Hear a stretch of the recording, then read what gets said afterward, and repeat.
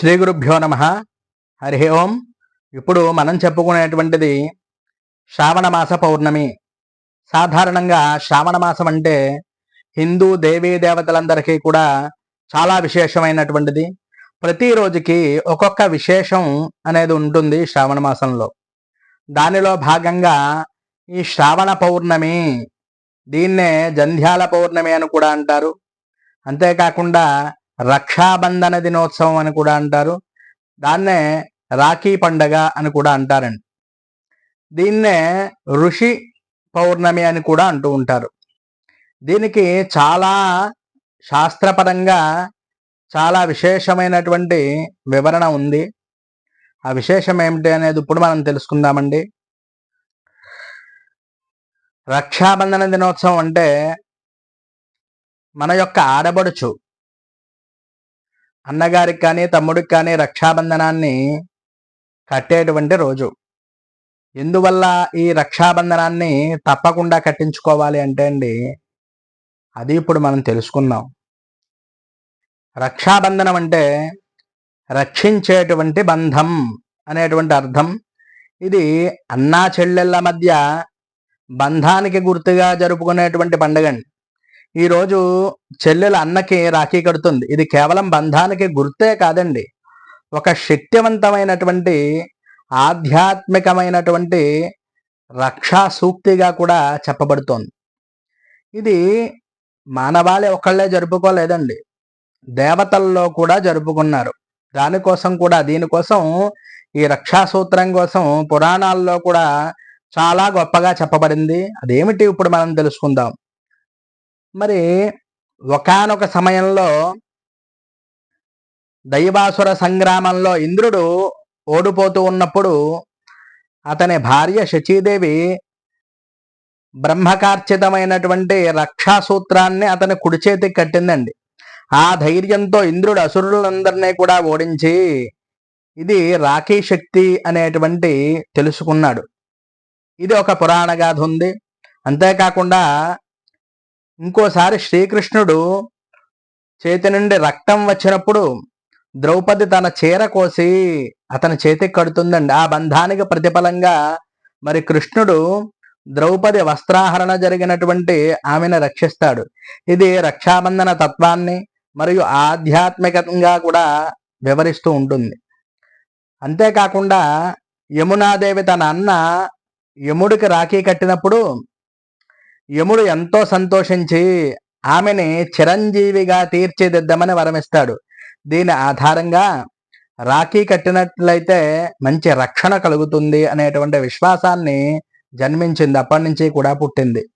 అంత గొప్పది ఈ యొక్క రక్షాబంధనం. ఇది అంతేకాకుండా ఇంకా చాలా విశేషం ఉందండి ఈ శ్రావణ పౌర్ణమికి. శ్రావణ పౌర్ణమి రోజు వేదాధ్యయనాన్ని పునఃప్రారంభించేటువంటి అవకాశం. దీనినే ఉపాకర్మ అంటారు. బ్రాహ్మణులు వేద విద్యార్థులు కూడా ఈ రోజున యజ్ఞోపవీత ధారణ చేసుకుంటారండి.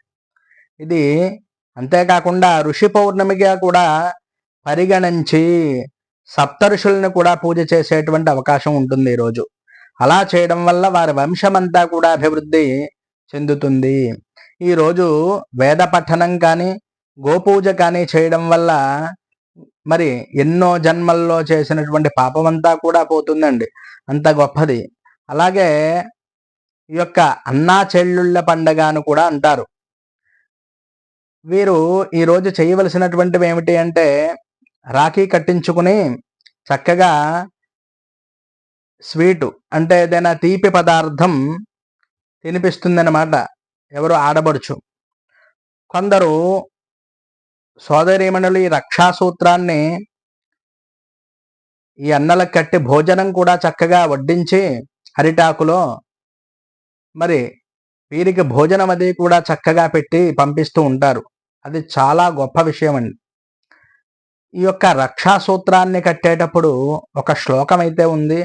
అది కట్టినట్లయితే ఇంకా విశేషం. మామూలుగా కూడా కట్టుకోవచ్చు, ఈ విధంగా కడితే ఇంకా మంచిది అని చెప్పి ఈ శ్లోకాన్ని నేను చెప్తున్నాను. భక్తి శ్రద్ధలతో ఆచరించండి. రక్షాబంధన సమయే ఏన బద్ధో బలిర్బలి తేనత్వాం పిబద్నామి రక్షే మాచల మాచల. ఇది నేను స్క్రీన్ పై కూడా ఇస్తాను, అందరూ కూడా చూడొచ్చు. ఈ మంత్రంతో ఈ రాఖీ కట్టినట్లయితే రక్షాబంధనం అది శక్తివంతమైనటువంటి రక్షాసూత్రంగా పనిచేస్తుంది అని చెప్పి పురాణాల యొక్క గాథ, మన యొక్క విశ్వాసం. శ్రావణ పౌర్ణమి నాడు జరిగేటువంటి ఇతర పవిత్రమైనటువంటి ఆచారాలు ఏమిటంటే మనకి ఉపాకర్మ, యజ్ఞోపవీతం. వేదార్థ సాధకులు ఈ రోజు చేసేటువంటి జపము చాలా గొప్పది. అలాగే ఏడాది చేసినటువంటి తప్పులనన్నీ కూడా సరి చేసుకునేటువంటి అవకాశం ఎప్పుడు వస్తుంది అంటే ఈ శ్రావణ పౌర్ణమికి. అంతేకాకుండా మనకి సప్త ఋషుల యొక్క నామాలని కూడా ఈరోజు ఉచ్చరించడం అనేది చాలా గొప్ప విషయం. మరి కశ్యపుడు అత్రి, భరద్వాజో విశ్వామిత్రోద గౌతమ, వశిష్ఠో జమదగ్నిశ్చ, సప్తైతే ఋషయస్తథా. వీరిని ఒక్కసారి స్మరించుకుంటూ ఉండాలి. శ్రావణ మాసం నాడు ఎంతో మంది భక్తులు ఈ యొక్క సత్యనారాయణ స్వామి వారి వ్రతం కూడా చేసుకుంటూ ఉంటారు. అలాగే విష్ణుమూర్తిని ఆరాధన చేయాలి, లక్ష్మీదేవిని కూడా ఆరాధన చేయాలి, ఈశ్వరుణ్ణి కూడా ఆరాధన చేయాలి. ఇలా ఎవరైతే చేస్తారో వారికి గొప్ప పుణ్యం లభిస్తుందండి. అంతేకాకుండా మంచి ఆయుష్, ధన సంపద కూడా కలుగుతుంది. మరి కుటుంబ ఐక్యత, అన్నా చెల్లెళ్ళ మధ్య ఉండేటువంటి బంధమంతా కూడా బలపడుతుంది. అంతేకాకుండా రక్షాబంధనం ఎందుకు కట్టుకుంటారు అంటే అన్నతమ్ముల నుండి శాశ్వత రక్షణ, ధర్మ పరిపాలన. రక్షాసూత్రాన్ని ధర్మబద్ధంగా కట్టడం వల్ల మంచి పుణ్యం లభిస్తుంది. శాంతి, సామరస్యత, ఇంట్లో శాంతి, అనురాగం కూడా నెలకొంటాయి. ఆధ్యాత్మిక రక్షణ, పాపాలు తొలగి శుభ ఫలితాలన్నీ కూడా కలుగుతాయండి. అంత గొప్పది ఈ యొక్క రక్షాబంధనం. రక్షాబంధనం అనేది ఒక ప్రేమతో కాదండి, బాధ్యత, ధర్మబంధానికి కూడా నిదర్శనంగా నిలిచేటువంటి పవిత్రమైనటువంటి రోజు ఈ యొక్క శ్రావణ పౌర్ణమి. మరి తోబుట్టువులంటే అన్నతమ్ములు కూడా చాలా ప్రేమ కలిగి ఉంటారు. ఇది అందుకే అన్నతమ్ముల యొక్క, అన్న చెల్లెళ్ళ యొక్క పండుగ అంటారు, అన్నా చెల్లెళ్ళ పండుగ అంటారు. మరి అంత గొప్పది ఈ యొక్క శ్రావణ పౌర్ణమి.